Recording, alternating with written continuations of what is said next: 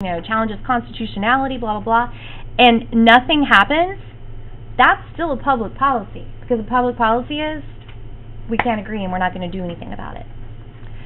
If there is a horrible crisis going on in the Middle East and there's all kinds of humanitarian things happening, and government says, yeah, we know that some of you back here care about it, but we don't possess the resources, or there's really nothing we can do, or it's not our job, that's still a public policy.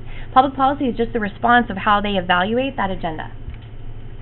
And then finally, you have some kind of impact. Because every time government takes some kind of action or some kind of inaction, then that policy impact is going to be winners and losers.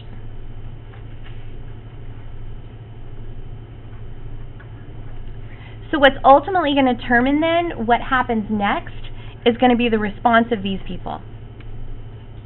How unhappy are the losers? Or, I guess, like, did the winners get everything that they wanted? And so that's why this process is going to continue going on and on, because individuals and groups are then going to respond to what the impact is. And so we will continue to debate it over and over and over. So, okay, let's take, for example, we're going to take the Affordable Care Act. So the Affordable Care Act, or Obamacare, is a piece of legislation that President Obama campaigned on. So back here as an individual, he said, we are going to fix health care in this country. He recounts personal stories. He puts that out there over and over again. He gets a party to say, we're totally on board with you. He has a media that covers him like crazy. And we have an election where he overwhelmingly wins, not once, but then a second time. So President Obama can be perceived, and the mandate says that if a politician campaigns on a particular issue, and then they win, and they really win, that's a message to go to D.C. and carry this out. Do what we asked you to do. Now, presidents can misread that. Senators can misread that. Governors can. Because why we elected him might not be because of what he campaigned on, but it's very reasonable for him to assume, because that was his key campaign issue, that that is why people voted for him. So then that becomes a big thing on the policy agenda. And so government debates it. They discuss it. They end up creating a piece of legislation that's not what either side wants in particular, but it's a watered-down version of what the original proposal was. But that's because it's been filtered through all of this, and we have a system that creates intense compromise, right?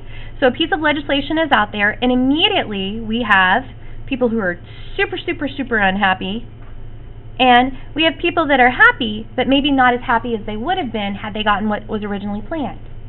So both of them are going to continue to mobilize. And so we're going to have groups that are going to file lawsuits. We're going to have people that are going to talk about it in the media. We're going to have politicians that are going to catch on to that, and they're going to start talking about that I want to repeal Obamacare. So here we are in 2016. When was the law passed?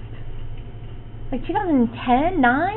So here we are 7 years later, and we're still, the legislature recently voted on repealing that piece of legislation. So even though it's been in place for some time period, it's still going on and on and on, because it's something that's relatively controversial, and neither of these groups really got what they wanted. So they're both going to continue going. Okay? All right. So if you guys will then get your calendars out for me, please.